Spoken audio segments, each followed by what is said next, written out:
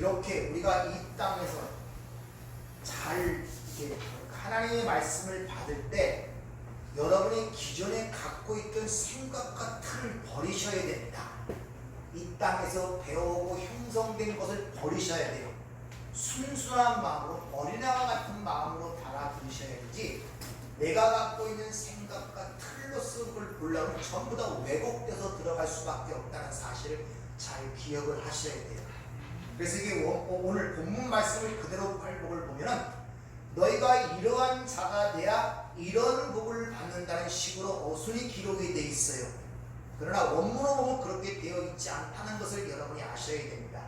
이미 하나님 나라에서 신령한 복을 받은 자들이 이 세상의 역사와 현실 속에서 어떻게 그 복이 드러나고 그 삶이 어떤 형상으로 나아갈 것을 보여주는 것이란 말입니다. 근데 그 하늘의 복을 받은 자들의 삶이 이 땅의 삶의 양상이 어떻게 드러나냐 하면은 우리가 일반적으로 생각하는 복의 모습으로 드러나는 것이 아니라 심령이 가난함, 애통함, 긍휼히 여김, 의지고 목마름 등으로 나타난단 말이에요. 그러니까 실제 우리가 하나님 나라에 살고 있고 그 하나님 나라가 너희 앞에 있다면서도 이 기본적 개념들을 깨지 못하니까 전혀 하나님 나라에 살고 있지 않은 것 같은 생각들로 고민하며 범민하며 신앙의 어려움을 갖고 온단 말입니다. 이걸 하나님께서 미리 아시고 이것이 바로 하나님 나라를 사는 지침서라고 일러준 것이 팔복이란 말입니다. 팔복의 내용을 한번 돌이켜볼까요? 첫 번째가 뭡니까? 심령이 가난한 자는 복이 있나니 천국이 그들의 것이며 애통하는 자는 복이 있나니 그들이 위로를 받을 것이며 온유한 자는 복이 있나니 그들이 땅을 기업으로 받을 것이며 의에 주이고 목마른 자는 복이 있나니 그들이 배부름을 얻을 것이요 마음이 청결한 자는 복이 있나니 하나님을 볼 것이며 화평케 하는 자는 복이 있나니 그들이 하나님의 아들이라 이름을 받을 것이며 의를 위하여 박해를 받는 자는 복이 있나니 천국의 그들의 것이니라. 아멘. 자, 그래서 심령이 가난한 자는 천국이 그들의 것이로 시작돼서 의를 위하여 박해를 받는 자는 천국이 그들의 것이라 천국과 천국으로 끝나죠. 그러니까 천국으로 끝나는 자들은 그 안에 있는 내용, 심령의 가난이라든지 애통의 그것이 바로 천국을 사는 자의 모습을 우리에게 설명해 주고 있다는 것입니다. 그런데 그렇게 이 땅의 그러한 삶의 양상들이 거저 일어나는 것이 아니라 우리의 자발적과 수고한 노력으로 일어나는 것이 아니라 바로 마지막 8번째 의를 위하여 박해하는 가운데 그런 양상들이 드러난다는 것을 지난주에 말씀을 드렸어요. 그러니까 앞에 있는 모든 복들은 그 박해로 인하여 발생되는 것들이란 말입니다. 지난주 오후에 설교한 설교문들을 읽고 오셨죠? 거기서 박해가 우리가 생각하는 세상으로부터 조롱과 수치, 비난 그런 박해의 의미가 아니라 하나님의 열심에 의하여 하나님의 목적하심에 따라 그 백성을 밀어가는 상태를 디오코 이 박해라는 단어가 갖고 있는 의미였다는 것을 여러분에게 말씀을 드렸습니다. 그러니까 하나님께서 당신의 백성들을 어떤 목적으로 이끌어 가기 위해서 하나님이 밀어가시는 상태, 그래서 디오코가 수동태입니다. 동분사 현재 수동태. 현재 그런 상태로 하나님이 여러분을 밀어가시는 과정 속에서 어떤 형상들이 여러분의 삶 속에 드러나냐? 그 심령의 가난이라든지 애통이라든지 그런 현상들이 드러나는 거예요. 그런 현상이 드러남으로 말며 어떤 결과가 우리에게 맺혀지는가? 그것을 첫 번째 그 박해는 우리 인간, 즉 하나님의 백성들의 내부 안에서 일어나는 박해라 그랬죠. 그러면 하나님에 의하여 밀려가는 그 백성들이 그 안에서 일어나는 일이 뭡니까? 우리 안에서 일어나는 일. 어떻게, 어떤 결과를 맺기 위해서 우리를 하나님께서 그렇게 하나님의 열심으로 우리를 그렇게 몰아가시냐 말이에요. 그것이 바로 우리의 실체를 깨닫게 하기 위해서. 첫 번째가 그래서 성령이 오시면 제일 먼저 우리 안에서 하시는 일이 죄에 대하여, 의에 대하여, 심판에 대하여 엘레코 폭로하고 드러내신다는 것입니다. 그러므로 말미암아 우리 안에 선한 양심이 일어나는데 그 선한 양심이 하는 일이 뭐라 했습니까? 하나님을 찾아가게 돼요. 비로소. 그런데 그 하나님을 찾아가는 양심으로 인하여 우리 안에 어떤 일이 하냐? 우리의 옛사람이 거기에 대적을 한다는 거예요. 갈등과 번민의 자기 실체를 나는 하나님을 찾아가고자 하는데, 쉽게 말하면 로마서 7장 같은 문제들은 여러분 시간 있을 때 아주 숙고하면서 한번 읽어보셔야죠. 어떤 갈등과 어떤 싸움이 우리 안에서 일어나는가. 그래서 내가 원함은 있으나 행치 못하는 자신의 자신을 깨닫게 돼. 선을 행하고자 하나 오히려 악을 행하는 내 자신을 깨닫게 된단 말입니다. 그렇게 하나님의 박해, 하나님의 이끄심에 의하여 우리 내관에서 오호 나는 곤고한 자로다 라는 걸 깨닫게 되고, 내 자체 수많은 내 자체가 사망의 몸이구나를 깨닫게 되는 거예요. 여러분이 거기까지 도달하지 못하면 내 주 예수 그리스도로 말미암아 내가 감사하는 이 십자가의 은혜, 하나님의 은혜를 붙들지 못해요. 그게 바로 우리 안에서 일어나는 박해로 인하여 나타나는 결과임을 지난주에 말씀을 드렸다는 것입니다. 다시 말하면 우리 안에 일어나는 박해로 인하여 깨달아 이 몸이 사망의 몸이구나. 내가 사망의 몸을 갖고 사는구나. 육신을 얘기하는 이 사르크스가 아니라 소마예요. 우리 육적인 모든 것들은 사망을 향하여 달려가는 사망의 몸을 깨는 거예요. 여기서 누가 나를 건져내리오? 그때 예수의 십자가를 보이고 십자가를 붙드는 거예요. 우리 주 예수 그리스도 말미암아 하나님께 감사리로다 라고 나가 된단 말입니다. 이것이 우리 안에 일어나는 박해로 인하여 우리에게 주어지는 결과란 말입니다. 그러면 오늘은 외부에서도 그런 박해가 닥치게 되는데 그 박해가 어떠한 모습으로 우리에게 오나, 또 그것이 우리에게 어떤 결과를 이루게 되는가를 우리가 한번 살펴보도록 하겠습니다. 오늘 보면은 10절을 보면 의를 위하여 박해를 받는 자라 그리고 11절은 나로 말미암아 박해를 받는다 이래요.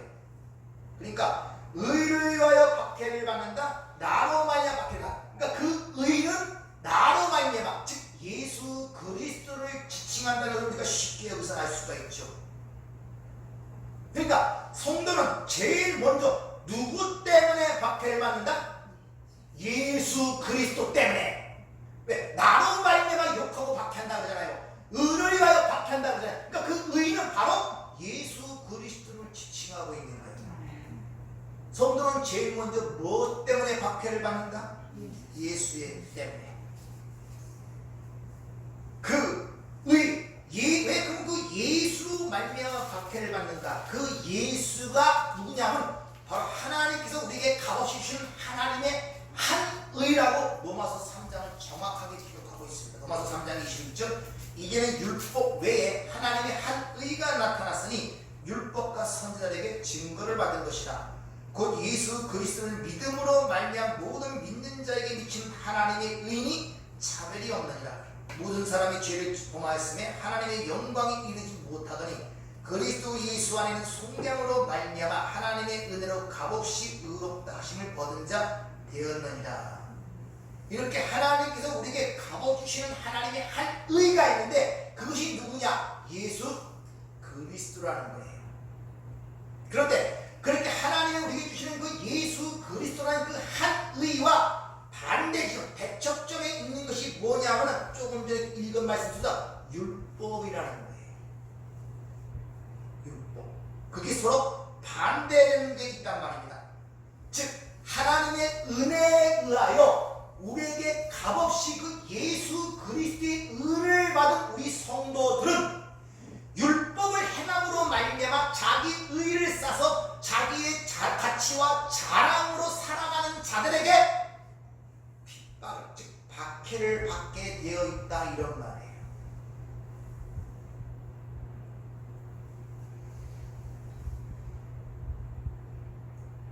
그래서 예수님의 공생애 동안 예수님의 대척점에서 예수님을 반대하고 박해한 자들은 세상이 생각하고 세상이 죄인이라고 칭하는 세리와 가늠한 여인이 아니라 하나님의 율법을 잘 지킨다는 율법사, 바리새인들, 서기관들이 예수와 항상 반대편에서 대척점이 있었고 결국 그들이 예수를 십자가에 못 박는 결과를 낳게 되죠.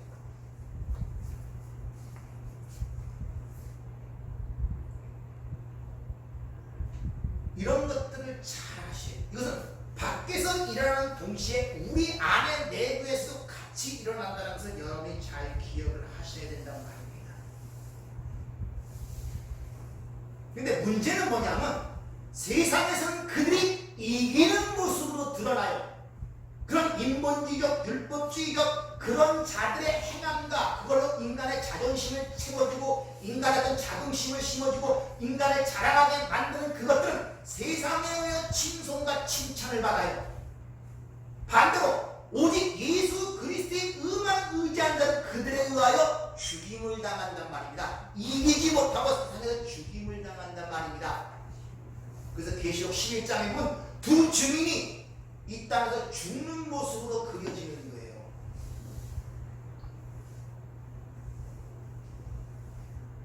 따라서 여러분이 예수 믿고 승리한다는 그런 개념을 세상적 그런 개념으로 생각하시면 전부 다 여러분의 신앙생활이 어려울 수밖에 없어요. 그런데 앞서 읽은 로마서 3장 21절을 보면은 그 예수 그리스도가 율법과 선지자에 의하여 증거를 받았다 이렇게 얘기합니다. 무슨 말입니까? 율법에 의하여 선지자에 의하여 증거를 받았다. 율법의 진정한 의미와 선지자들이 얘기한 모든 내용이 누구에 관한 이야기였다? 예수 그리스도에 관한 이야기였단 말입니다. 그러니까 바리새인들은 율법을 잘 듣고 서기관들은 율법을 잘 듣고 그런 모든 것들은 율법의 진정한 의미를 알지 못한 자였단 말이에요. 선지자들이 얘기한 그 이야기의 진정한 내용을 알지 못한 자들이었단 말입니다. 근데 그들이 세상에서 하나님을 잘 섬기는 자로 칭송을 받더라 이 말이에요. 그리고 그들에 의하여 진짜 예수의 의를 의지하는 자들이 죽임을 당하더라 이런 말입니다.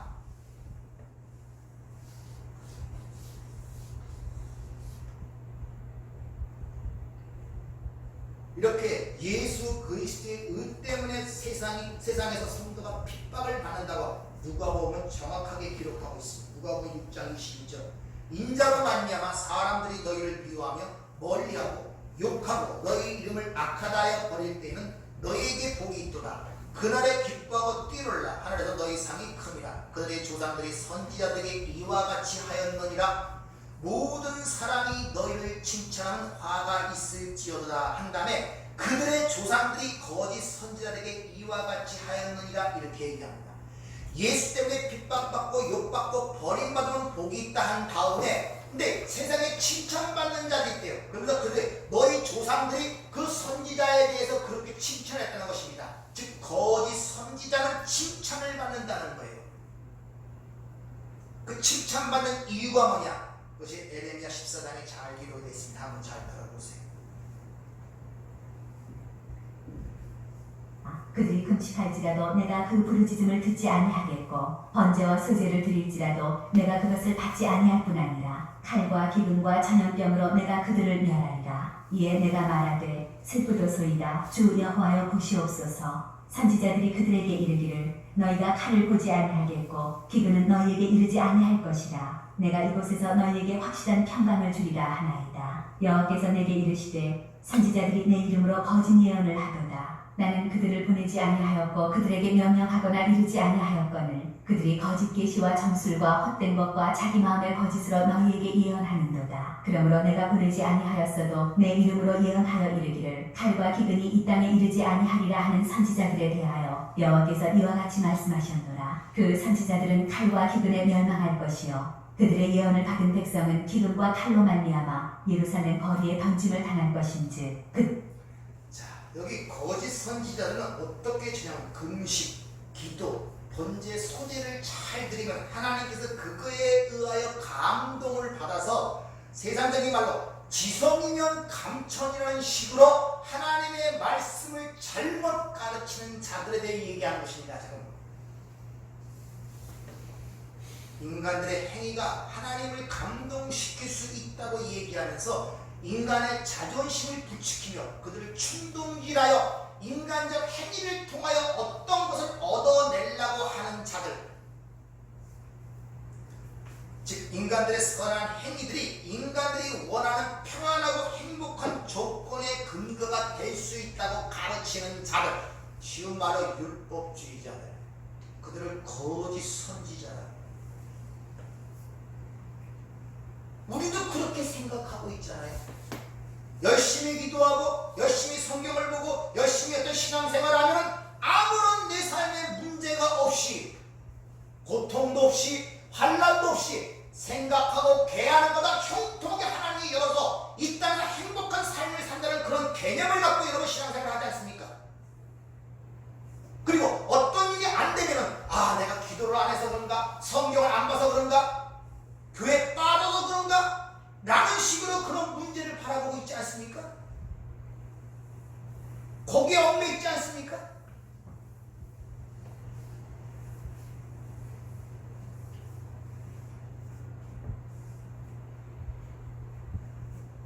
요새 기독교가 지성이면 감천은식, 인본주의적 그런 가르침이 너무나 난무한 그런 것들은 세상에서 칭찬과 칭송을 받습니다. 절대 핍박을 받지 않는다는 것이죠. 아담 이후로 타락한 아담의 군상들은 율법적 행위를 통하여 어떤 것을 쟁취하며 세상으로부터 칭찬과 어떤 영광을 받기를 하는데 아주 조화하게 형성이 되어 있습니다. 그래서 예수를 안 믿고 세상적인 종교도 어떤 남에게 부재나 선행을 해서 그들로부터 칭송을 받으면 그렇게 마음이 뿌듯하고 좋을 수가 없어요. 뭔가 인생을 가치 있게 사는 것 같고 뭔가 위대한 어떤 어의 업적과 선행을 통하여 내 앞에 열리는 것 같고, 인간의 특성이 그렇단 말입니다. 특정한 자가 그런 것이라 인간은 다 똑같단 말입니다.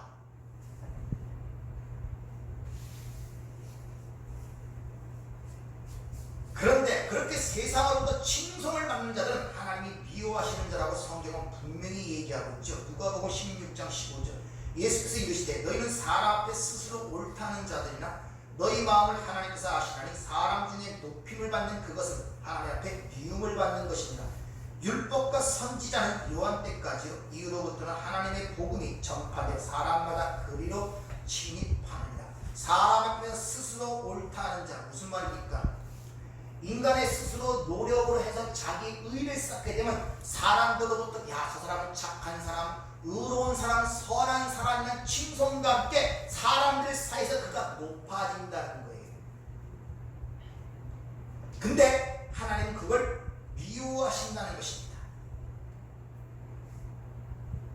그러면서 이어붙이는 말씀이 구약, 즉 율법과 선지자는 구약 전체에게 그것이 요한의 때에서 끝나고 이후로는 천국 복음이 전파된다는 것입니다. 무슨 말입니까? 율법적 행함에 의하여 인간의 의로서 뭘 이루는 것이 아니라 이제 오직 예수 그리스도의 의로서만이 천국에 들어갈 수 있다는 복음이 전파된다는 거예요. 앞에서 얘기했지만 율법의 진정한 의미는 그를 예수 그리스도께로 인도하는 것이라고 분명히 갈라디아서 3장 24절은 얘기하고 있습니다. 몽학 선생이란 말이에요. 그러니까 율법의 진정한 의미는 그들을 죄인되게 깨달아서 그 죄에서 유일하게 해방시킬 수 있는 예수 그리스도께로 인도하는 역할을 하는 것이 율법인데, 율법의 진정한 의미를 깨닫지 못하고 그걸 행함으로 말미암아 자신의 공로와 업적을 통하여 어떤 것을 바라고 들어가고자 하는 자들을 율법주의라고 하는 거예요.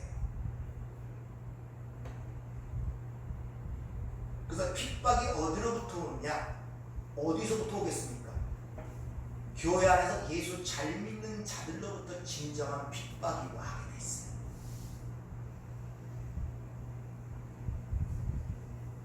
제대로 믿게 되면. 그러니까 인간의 율법은 인간의 불가능함을 폭로시키기 위해서 그를 죄인을 깨닫게 하여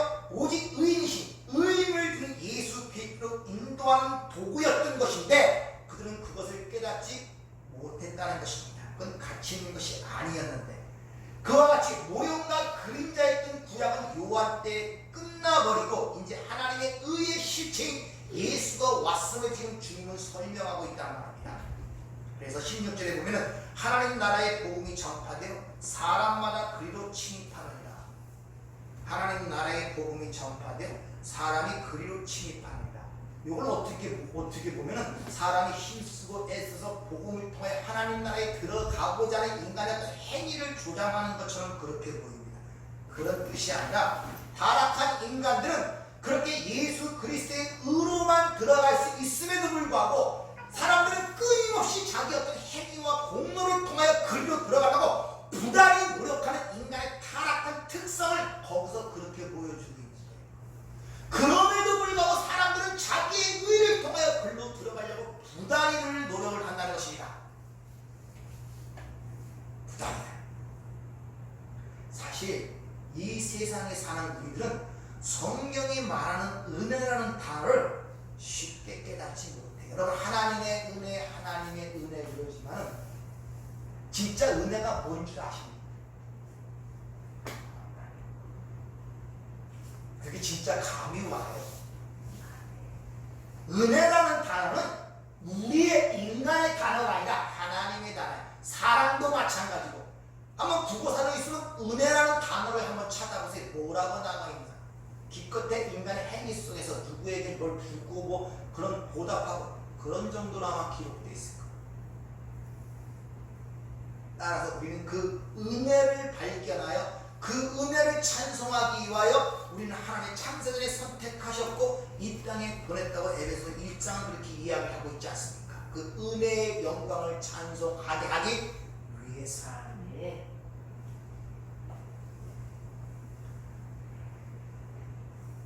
그래서 인간들은 항상 그것을 가치 있는 삶으로 기준을 삼고 거기에 목숨을 거는 거예요. 근데 거기서 자기의 성취감을 느끼고 인생의 목적으로 삶의 의미를 갖기 때문에 내가 어떤 것을 성취하고 가치를 가져야 이 삶의 의미를 갖는단 말입니다. 근데 성도는 그렇게 내가 자성취되고 내가 월 이름으로 의미를 갖는 것이 우리 성도가 아니라 우리는 전적으로 하나님의 뜻이 나를 통하여 이루어질 때 자신의 진정한 삶의 의미를 갖고 기뻐할 수 있는 게 성도란 말입니다. 하나님의 뜻이 이루어지는 걸 깨달아질 때, 내 삶 속에 하나님의 은혜를 발견할 때, 이렇게 창세기 3장 이후로 선악과를 따먹고 타락한 인간들은 이 선악체계 아래서 그 타락한 인간들 사이에서 서로 합의하고 만들어 놓은 어떤 기준을 만들어 놓고 거기에 목숨을 걸고 투쟁하는 거예요. 그리고 그런 자들을 세상에서 칭찬해주고 세상에서 영으로 칭송한단 말입니다. 왜 이 땅에서 얘기하는 모든 것들이 왜곡되고 잘못됐다고 자꾸 이 얘기를 하냐면은 결국 이 세상에서 합의하고 만드는 모든 것들은 선악과를 따먹은 이후에 하나님을 떠나 하나님 타락한 백성들이 만들어놓은 기준과 정의란 말입니다. 그게 어떻게 올바를 수가 있겠어요? 왜? 선악의 주체자가 되어 자기가 판단자가 된 인간들이 만들어놓은 그 윤리 도덕이 어떻게 옳을 수가 있냔 말이에요. 그러니까 자기들의 기준에 안 맞으면 하나님 말씀 모든 것들이 다 불편스러운 거예요. 못마땅한 거예요. 맞을 때만 좋다 그런 것입니다. 그런데 하나님의 말씀 우리 안에 뚫고 들어올 때 전부 다 우리를 정죄한단 말입니다. 머리부터 발까지 다 죽었다라고 얘기한단 말입니다. 쓸만한 것이 없다라고 얘기한단 말입니다. 그래서 새로운 피조물, 새로운 창조라고 얘기하는 거예요. 새 마음, 새 지식, 새 육체까지 요만한 쓸만한 구석이 없다고 얘기를 하니 인본주의 찔리고 선악체계에 있는 인간들이 그 말씀을 좋게 듣을 수 있겠어요? 바로 예수를 믿는다는 말이 그거이며 예수의 십자가를 믿는다는 그거란 말입니다. 그러니까 그걸 얘기하니까 핍박을 받는 거예요. 박해를 받는 거예요. 한번 생각을 해보세요. 그 당시에 목숨을 걸고 하나님의 율법을 지키며 선민임을 자랑하면서 유럽 민족이고 서민을 자랑하는 그 유대인들에게 어느 날 갑자기 예수님이 오셔서 그 제자들에게 회개하라! 무슨 말입니까? 니들이 가는 방향은 잘못된 거니까 돌이키라, 이런 말이거든요. 여러분이 그런 말을 들으면 어떻겠습니까? 니들이 그런 걸 잘해서 가는 게 아니야. 오직 하나님 우리 주 예수만 믿어야 간다고 얘기했을 때, 근데 그 말을 들을 때 가만히 있겠습니까? 자기의 살아온 인생 전체가 무너지는 느낌이 드는데 돌로 치는 거예요. 돌로 치는 거예요. 마찬가지예요, 여러분들. 그나마 예수를 믿고 열심히 신앙생활하고 열심히 이것저것 하고 참석하고 뭐하고 교회 가는 프로그램을 다 참석하고 전도도 나가고 뭐하고 다 하는데 어느 날 갑자기 아무리 그래도 그걸로는 천국 못 가. 예수의 음한가 한 30년 신앙생활한 게 한순간에 아무것도 아닌 것처럼 느껴질 때 어떤 말이 되겠어요? 그렇게 말하는 사람 돌로 치고 싶지 않겠습니까? 뭐 저런 사람. 그래도 이런 생각이 들죠.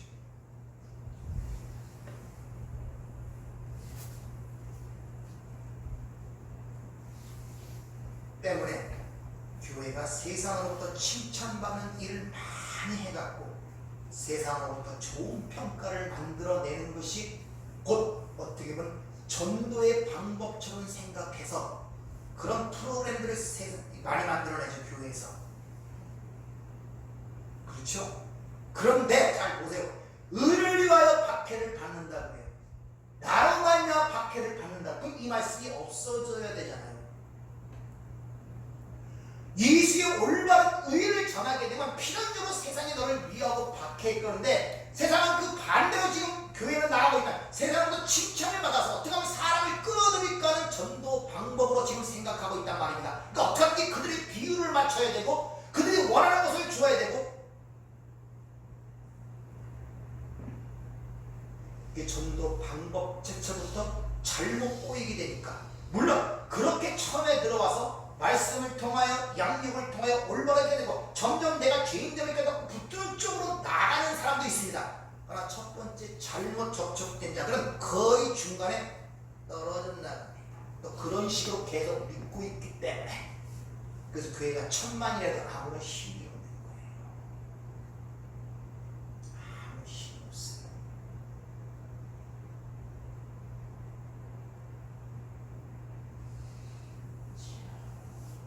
온 세상이 다 인정하고 칭찬하는 그런 의를 쌓아서 바로 자신들의 그 주인공이 되려는 그들의 천국을 원하는 것이 오늘날 이 시대의 교회의 현상이 아닌가 돌이켜볼 필요가 있단 말이에요. 이청준 누구야? 그분의 소록도 가는 길 그 산 사람 그들만의 천국 그 책이 있어요. 천국을 만들겠다고 그렇게 헌신하고 열심히 하는데 지들의 천국을 만들어 가는 거예요.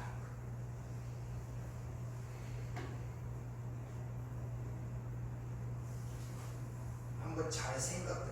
도대체 예수의 의가 무엇이기에 세상으로부터 그 미움과 박해를 받아야 하는가? 도대체 의를 위하여 박해를 받는다고 분명히 말씀합니다. 그럼 예수의 의가 뭔가냐 하는 말입니다. 도대체 예수를 믿는다는 게 무엇이기 때문에 그렇게 세상으로 박해를 받는다고 주님이 몇 번이나 강조해 그렇게 말씀하시냐는 거예요. 뿐만 아니라 주님의 말씀은 교회를 세상에 보내시면서 하시는 말씀이 그렇게 세상으로부터 박해를 받는 데 대한 어떤 대응할 수 있는 수단을 주지도 않습니다.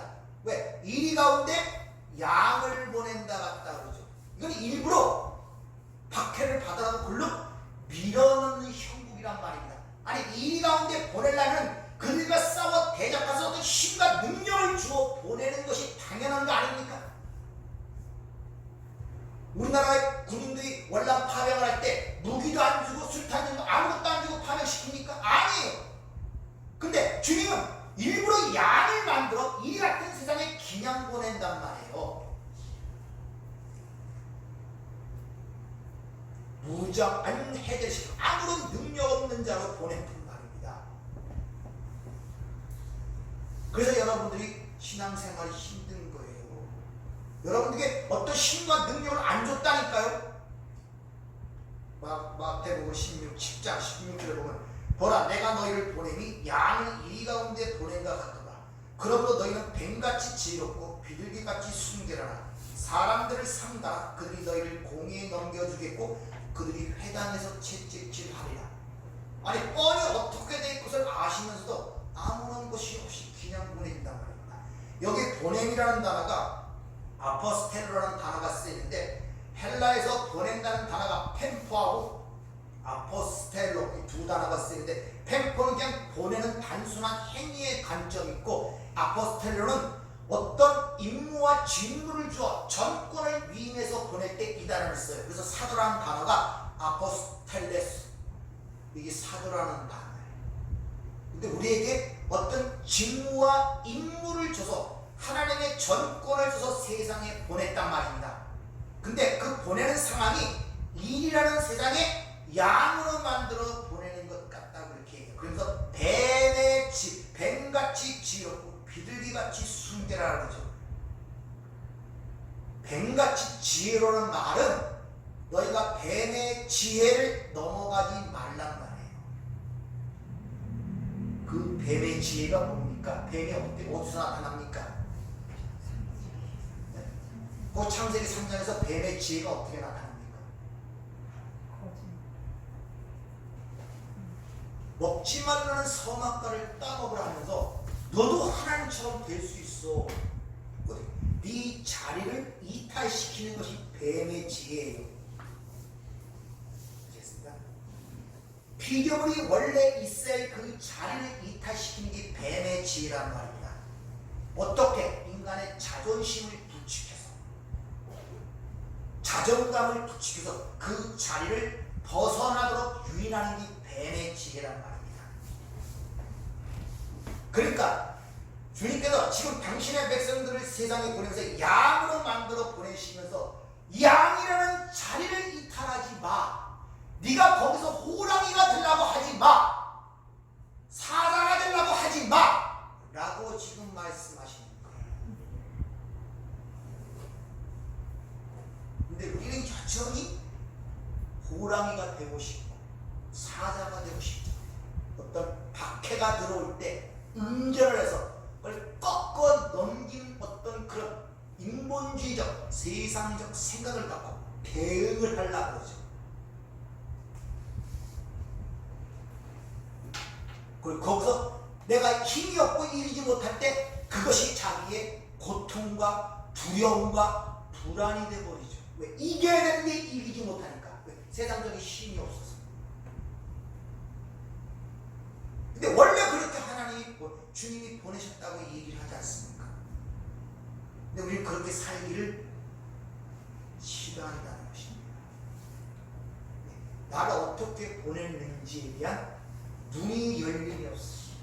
실로와 보내심을 받긴 받았는데 눈이 열리지 않는 것은 왜? 보내심을 받은 그리스도의 군사로 보내심을 받았다는 그런 말씀들을 세상의 관점과 계속 어떤 군사라는 것이 이미지가 총을 두고 용감 무쌍한 자로 전사가 보냈다는 개념으로도 군사의 개념을 이해하기 때문에 모순이 되어버리는 거예요.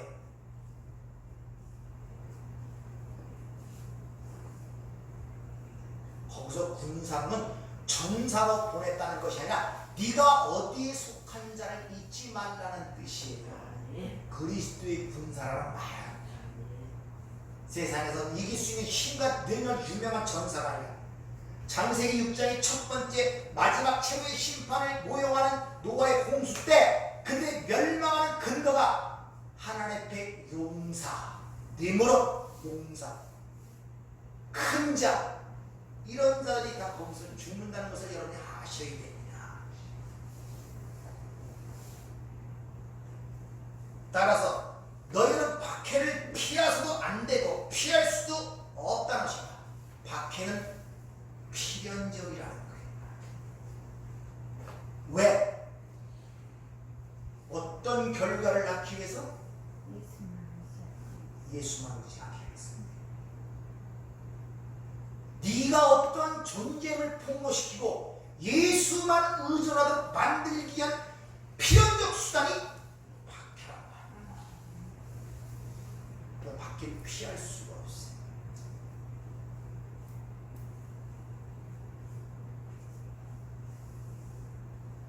세상이 점점 살기 좋아지고 있어요.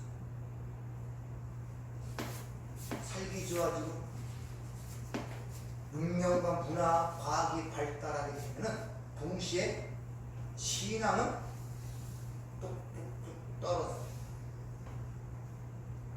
기독교 100년, 120년에 이만큼 성장한 것은 누구도 겪어보지 못한 어려움과 고통을 겪었어요.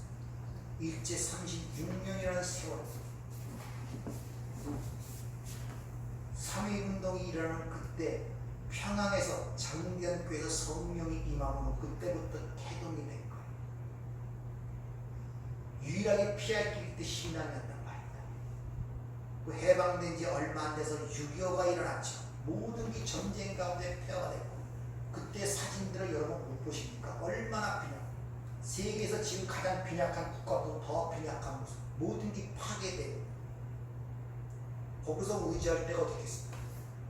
하나님밖에 없던 거예요. 그 죽자 하다 붙들고 늘어진 거예요. 그래서 새벽 기도가 생겼고, 수요 성경 공부가 생겼고, 그것도 부족해서 금요 철야 예배가 기도가 생긴 거예요. 살 길이 그것밖에 없었기 때문에.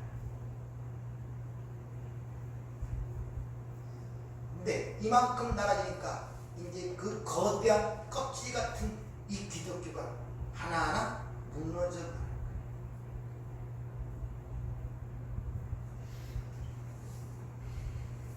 스스로들 물어보세요. 내 삶에 아무런 문제가 없고 편안하고 평탄하고 살만하면 여기 오시겠습니까? 그래도 오실 수 있겠어요?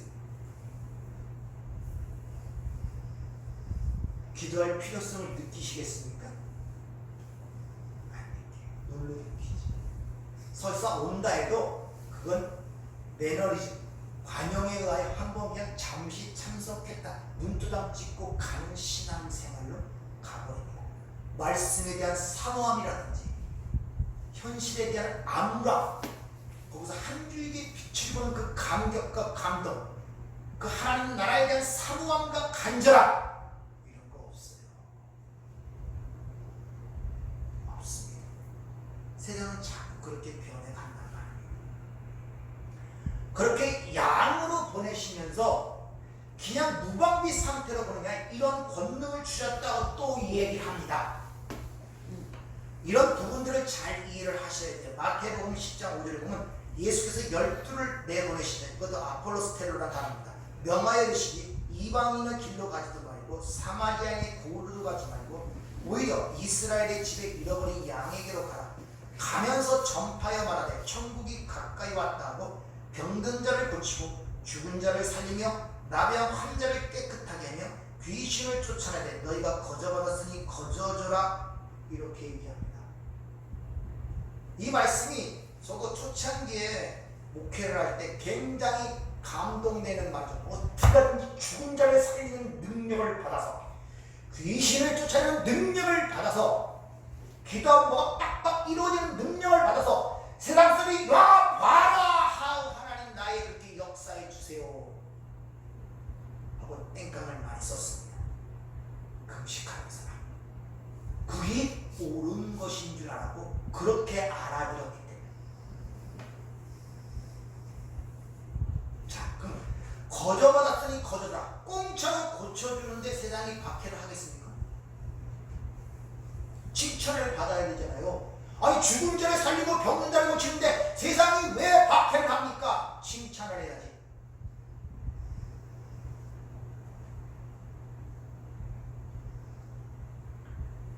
죽은 자를 살리고 귀신을 쫓아내며 병든 자를 살린다. 이것은 다 사망으로부터의 구원을 상징적으로 보여주는 표적이란 말입니다. 아시겠습니까? 성령이 오시기 전이었어요. 진리의 영이 오시기 전이었단 말이에요.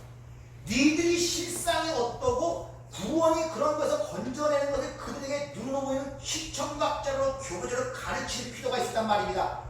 그래서 죽은 자를 살리고 병든 자를 고치고 하는 일들이 일어난 거예요. 그럼 그걸 표적이에요. 그걸 통하여 어떤 걸 구원이 뭔가를 가리키자는 내용이 담겨 있었단 말입니다. 근데 그걸 보지를 못하는 거예요. 죽은 자, 병든 자, 뭐 다양한 것들은 다 뭐의 증상들이다? 사망의 증상들 아니에요. 사망은 뭐로부터 말미암는다? 죄로부터 말미암는다. 그러니까 그런 걸 고친다는 것은 죄로부터의 해방을 얘기하는 것이고, 또 다른 말로 나라는 우상으로부터의 자유로움을 얘기하는 것을 가르쳐 주기 위해서 표적을 행하신 것이란 말입니다. 그렇게 너희가 죄로부터 구원받는 길은 예수의 의밖에 없다는 사실을 가리키기 위해서 이 세상에서 보이는 것들을 통하여 그들에게 기적과 이적을 일으켰단 말입니다. 그렇기 때문에 그것이 무언가를 가리키는 것을 보여주기 위해서, 그것이 의미한 걸 모아서 그 다음 절에 이방인의 길로도 가지 말고 사마리아의 집으로 가지 말고 어디로 가라? 이스라엘의 잃어버린 양에게 가라. 유대인들에게 가라고 그렇게 말씀하시는 거예요. 유대인이 뭐의 근거지입니까? 율법주의, 인본주의의 근거지며 상징적인 것이 바로 이스라엘 민족, 유대 민족이란 말입니다. 거기에 가서 그것을 행하라 이런 말이에요. 그 말은 복음의 본질이 바로 그 죄라는 핵심이 무엇인가를 깨트리게 되어 있다 이 말이에요. 유대주의, 이스라엘주의는 인본주의예요. 인간의 행함을 통하여 어떤 걸 얻고자 하는 근본적인 걸 유대주의란 말입니다. 근데 복음을 들고 그 유대주의로 가라는 이 말은 그것이 모든 것이 잘못됐다는 거예요. 그걸 깨란 말입니다. 그래서 이스라엘의 잃어버린 양에게로 가라고 말씀하고 있단 말입니다. 거기 가서 니들이 자랑하는 인간의 의, 율법주의를 깰 때 그게 아니다 할 때 거기서 당연히 뭐가 오겠습니까? 인간의 자존심이 무너지면서 그 반응으로 그 메시지를 전하는 자들에게 박해가 오게 되어 있단 말입니다.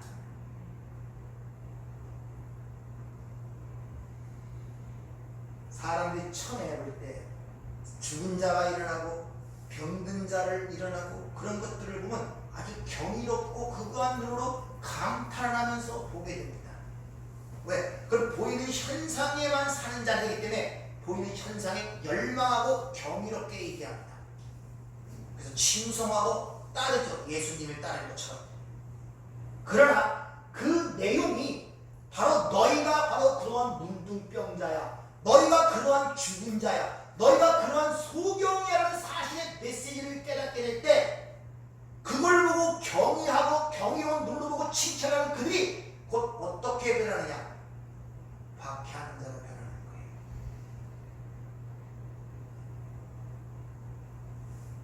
무슨 말이냐? 와갖고 병을 고침을 받았어요. 하나님 감사합니다. 그걸로 안 돼요. 그런 감사는 딴 데서 받아도 감사합니다. 거기서 진짜로는 내가 그런 죽음의 죄 삭세 사망 가운데 사는 사망에 있던 자였구나를 깨달아야 한단 말이야. 구원이 바로 이런 것이었구나. 내가 경이롭고 현실로 보던 그 사건이 바로 내가 그 문둥병자였네, 내가 그 소경이었네, 내가 그 죽은 자의 실체를 알아야 된단 말입니다. 그렇게 그 사건을 통해 자기의 자존심과 그런 것들이 깨어질 때 박해를 하게 되는 거예요. 그래서 예수님의 그런 예루살렘 입성시 호산나 호산나 하던 자들 때 그들이 기적과 이적을 본 자들인데 예수의 십자가나 빌라도의 재판장 앞에서는 그 십자가에 못 박으라고 소리를 지르는 거예요.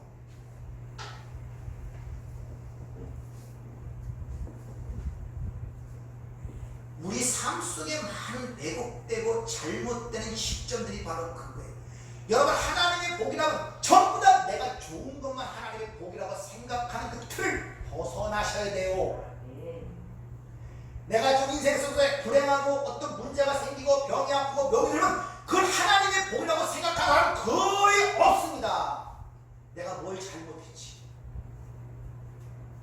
죄를 빠져서 그러나, 정도를 안 해서 그러나, 기도를 안 해서 그러나, 욕심이 많아서 그러나 전부 다 율법적으로 보려고 한단 말입니다. 물론 그런 반성하는 점이 있긴 있어야 돼요. 근데 그걸 하나님이 이끄신, 하나님에 의하여 나를 하나님의 어떤 목적대, 하나님의 백성을 만들어간 하나님의 은혜의 섭리의 손길로 보이냔 말이에요. 그렇게 안 보여요. 고통스럽거든요. 힘들거든요. 그러니까 하나님의 복이라도 전혀 생각이 안 되고 오히려 마음 한구석 속에는 불평과 원망, 불안과 두려움이 그 삶을 장악하게 된단 말입니다. 반대로 어떤 것이 잘 되고 행복하고 그러면 그걸 하나님의 복이라고 생각하지 아니하고 오히려 거꾸로 생각해요. 그리고 하나님과 점점 멀어지고 생각도 멀어지고 마음도 멀어지고 편안하니 그걸 평강이라고 생각합니다. 여러분, 편안과 평강이 다릅니다. 평강을 뭐라고 얘기했습니까? 더도 말고 여러분, 팔복에 나오는 개념들, 의, 마음, 심령의 가난, 애통, 청결, 화평, 이런 것들을 매번 읽어서 숙지를 하세요. 숙지를. 그래서 평강이라는 말이 나올 때 그 개념이 탁 떠올라야 이 세상에 말하는 평강이 잘못된 것이 걸려서 들어온단 말입니다. 안 그러면 몰라요. 성경이 말하는 평강의 뭔지 몰라요. 그냥 내가 편안한 것이 평강이다. 내 가족과 내 삶 속에 아무런 문제가 없는 게 평강이라는 개념을 깨지 못하면 신앙생활이 계속 힘들어져요. 주시는 평강과 기쁨을 누리지 못한단 말입니다. 전부 다 느낌과 감정으로만 그 평강을 생각하고 복을 생각합니다. 내 감정에 맞지 않으면 무조건 그건 복이 아니에요. 내 감정에 맞아야 복이고 선입니다. 그건 감정과 기분으로 신앙생활, 진리로 신앙생활. 그 감정과 기분이 언제 또 변할지 어떻게 해요? 오늘은 기쁘다, 내일은 슬프고, 오늘은 행복함을 느끼고 내일은 불안과 두려움을 느끼고, 그 신앙생활이 요동을 치는 것입니다. 보이는 것에 흔들리는 것.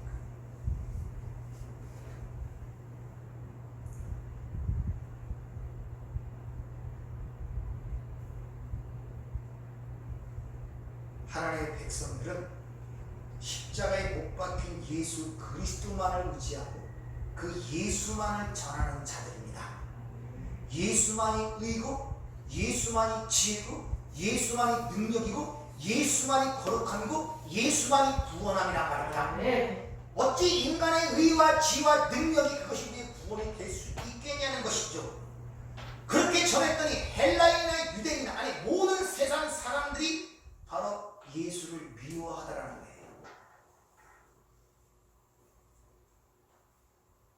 자존심을 상해하면서 기분 나빠하면서 십자가의 도를 전한 것을 박해하라는 것입니다.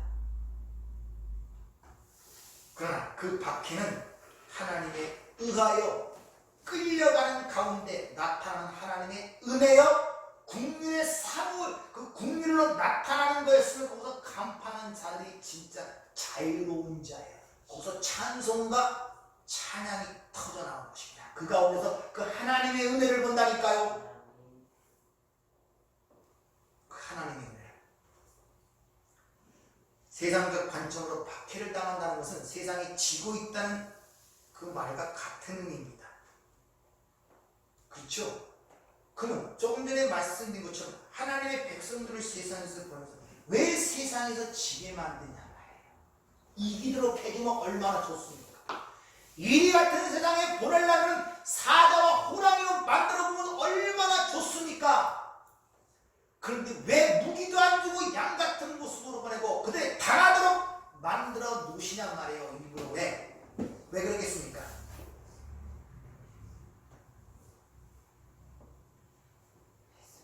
왜요? 첫째는 네 실체가 무엇인가를 깨닫도록 하기 위해서. 하나님의 말씀이 내 귀나 입과 내 생각을 통해서 들어오죠. 예? 그렇잖아요. 말씀을 쉽게 말하면 복이라는 단어로 내가 귀로 들었을 때 내 안에 축적된 것들이 있단 말이냐. 이 땅에 살아오면서 복에 대한 개념과 보고 듣고 느낀 것들, 그것들이 형성이 돼 있어요. 그것 속으로 들어가서 그것에 의해 해석이 되어 내가 알아진단 말입니다.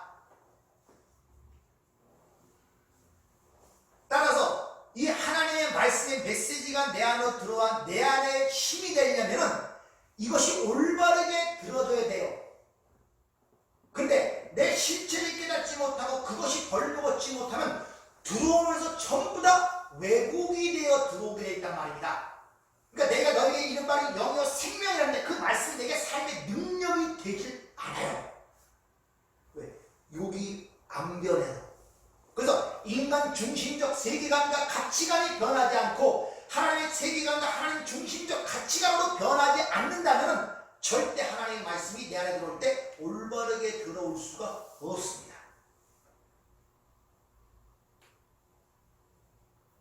세상 속담도 10길 물속으로 날아도 그 다음에 뭐예요? 한 길 사람 속으로 나옵니다. 여러분 아십니까? 모릅니다. 내 자신을 아십니까? 몰라요. 근데 중요한 것은 여러분 자신이잖아요. 근데 왜 관심이 없어요? 자신의 실체에 대해서. 내에 대한 정체성이 확실하십니까? 여러분 신분이 누군지 아십니까? 아니 고통받는 것도 나, 행복한 것도 나잖아요. 그럼 중요한 것이 나네. 그럼 무엇보다 먼저 알아야 될 것이 나란 말입니다. 나의 실체가 무언가를 분명히 정의가 되어야 돼요, 여러분들. 그래서 성령이 오시면 바로 우리 안에서 그 일을 하시고 있다는 성경을 내게 일러주고 있단 말입니다. 따라서 우리는 왜 이 땅에서 하나님의 의만, 예수의 의만 의지하는데 당하는 자로서 죽임을 당하는 자로 하나님 내버려두시느냐? 그것은 세상은 절대 스스로 돌이킴을 받아 하나님께 돌아올 수 없다는 사실을 우리에게 알려주기 위해서, 다시 말하면 오직 은혜로 인하여 구원받는 사실을 깨닫기 위해서, 아무리 너희가 그들을 위해서 희생을 하고 그들을 위해서 목숨을 바쳐서 한다 할지라도 그래서 구원이 일어나는 것이 아니란 말입니다, 여러분들. 내 목숨을 바쳐서 그를 헌신하고 섬겨주면서 그 사람이 구원받는 게 아니란 말이에요, 여러분들. 구원은 오직 하나님의 은혜로만 된다는 것을 가르치기 위해서 우리가 그 핍박 속에 받도록 하나님이 내버려 두시는 거예요. 그런 헌신과 예수를 위해서 그렇게 헌신과 예수만을 전하고 그렇게 사랑을 내는데도 왜 그 사람이 안 들어옵니까? 그 많은 헌신과 수고와 노력과 목숨을 바쳐 그를 위해 일했는데 왜 안 들어옵니까? 그 영혼이 그걸로 들어오는 것이 하나님을 가르치기 위해서. 시장적 여러분이 그리스도인다운 삶을 산다고 해서 여러분이 보이는 그들이 하나님께 돌아온다는 생각을 하지 마세요. 그 생각부터 버리세요. 왜 안 변하지 저 사람이? 사람은 가르침과 벌로 변하는 게 아니에요.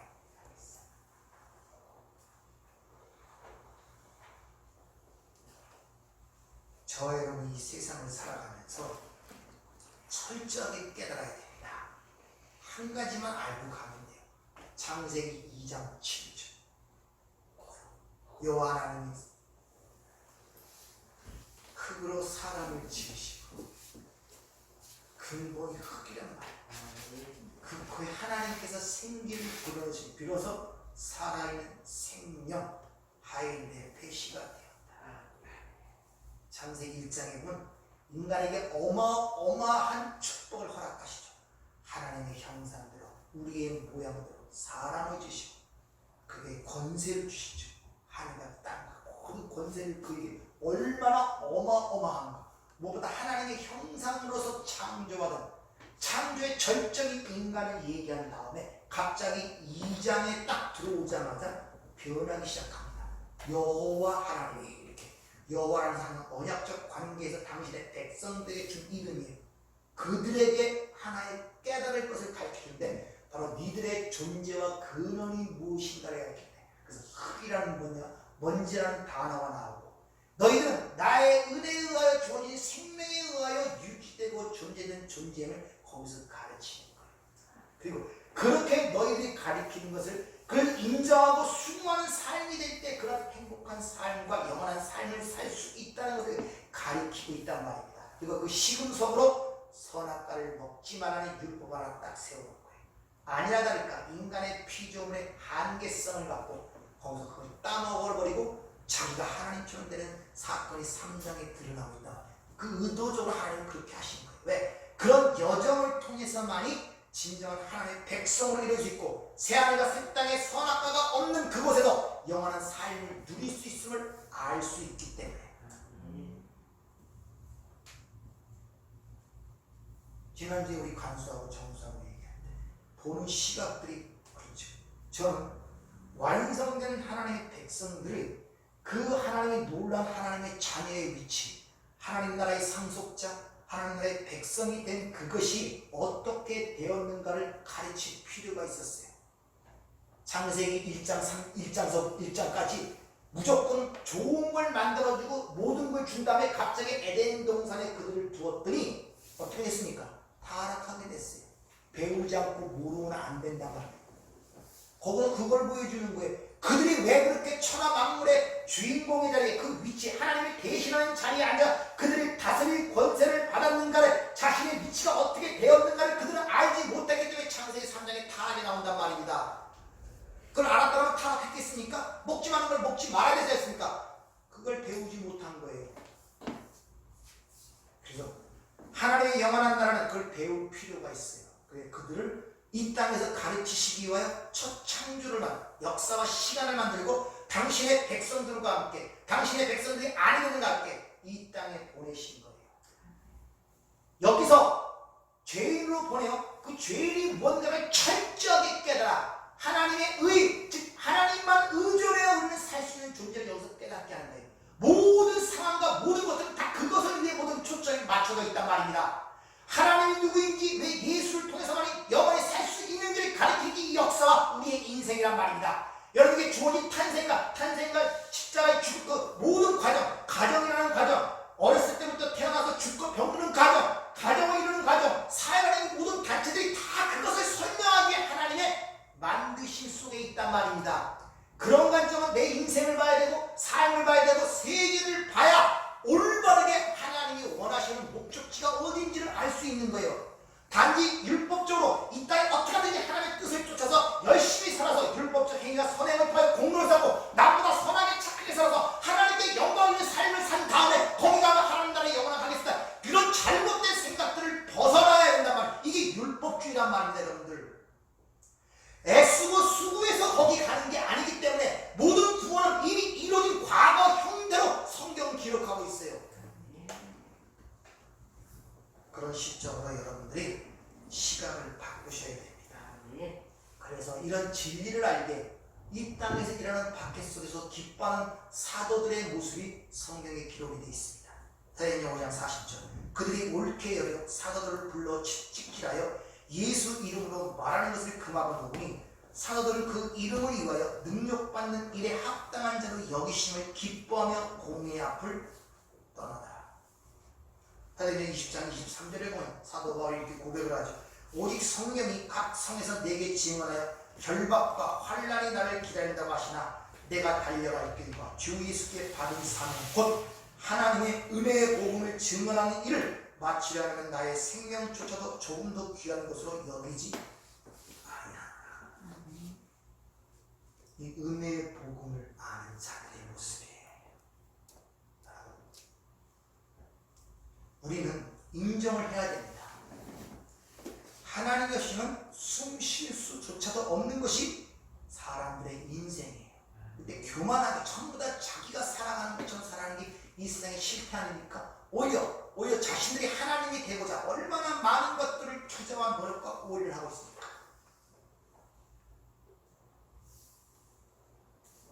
여러분 이 세상을 지나가면서 그걸 하나하나 박해라는 과정을 통하여 살과 뼈가 뜯어내가는 그런 경험을 통하여 체득을 하고 체험을 하셔야 돼요. 그래서 박해는 필연적인 것입니다. 아파하셔야 되고 고통스러워하셔야 되고 왜? 라는 질문이 끊임없이 나와야 되면 하나님께 부르짖고 자신의 이런 실상을 고백하면서 이런 끊임없는 의문 속에서 해답과 답변을 찾아가며 그 가운데 하나님의 은혜를 발견하는 기쁨과 감동 속에 찬양이 터져나오는 이런 삶이 매일 우리의 연속된 삶이란 말이에요. 그러니까 이 세상이 말하는 평화, 이 세상이 말하는 행복, 이 세상이 말하는 복, 그런 거 야에 벗어나세요. 성경은 전혀 다른 것을 얘기하고 있다는 사실을 기억하시길 바랍니다. 그럴 때 여러분들이 그 가운데서 그냥 두는 것이 아니죠. 애통하는 자는 거기서 끝나면 힘들죠. 뭐합니까? 뒤에 뭐가 나옵니까? 애통하는 자는 복이 있나니? 위로를 받는다 그러잖아요. 누구의 위로? 하나님의 위로. 그걸 받으셔야 돼요. 아멘. 온유한 자는 기업이 있나니? 복이 있나니? 뭘 기업으로 받는다? 땅을. 그 땅이 누굽니까? 하나님. 그 땅이 뭐예요? 그 땅? 그럼 하나님 나라에 가서 받을 땅이고, 그럼 이 땅에서 땅이 없네요. 온유한 자는 이 땅에서, 이 세상에서 땅을 기업으로 받는다 그러죠. 그 땅, 하나님 나라, 이 땅에서, 이 세상에서 하나님 나라가 어디 있습니까? 여러분 안에 있잖아요, 여러분들. 왜 그걸 자꾸 분리시켜 생각하십니까? 그럼 그 하나님 나라에 이루어지는 것들이 여러분 삶 속에서 드러난단 말이에요. 세상이 줄 수 없는 것들로. 그걸 맛보셔야 그런 것들을 능히 이겨나갈 수가 있잖아요.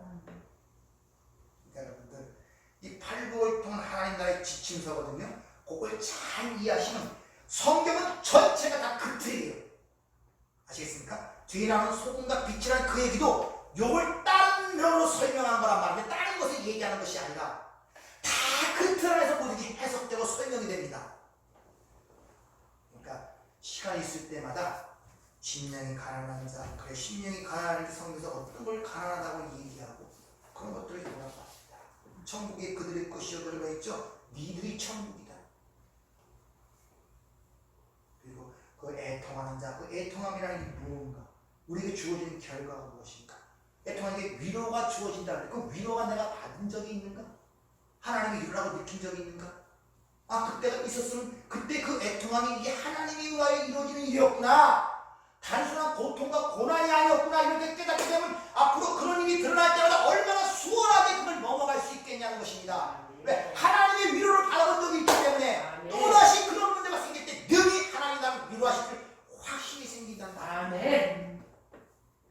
시간이 있을 때마다 고좀 10번이고 20번이고 습독을 하세요. 거기 나오는 단어 심령이 가난함, 애통함, 의, 국률함, 평화, 마음의 청결함, 화평케 하는 것, 이 모든 것 거기서 계속 읽으셔갖고 머리에 숙지시켜서 하나의 틀을 만들어 보세요. 그러면 하나님의 말씀이 평화라는 말이 딱 들어갈 때 거기에서 해석이 되면 쉽게 이해가 됩니다.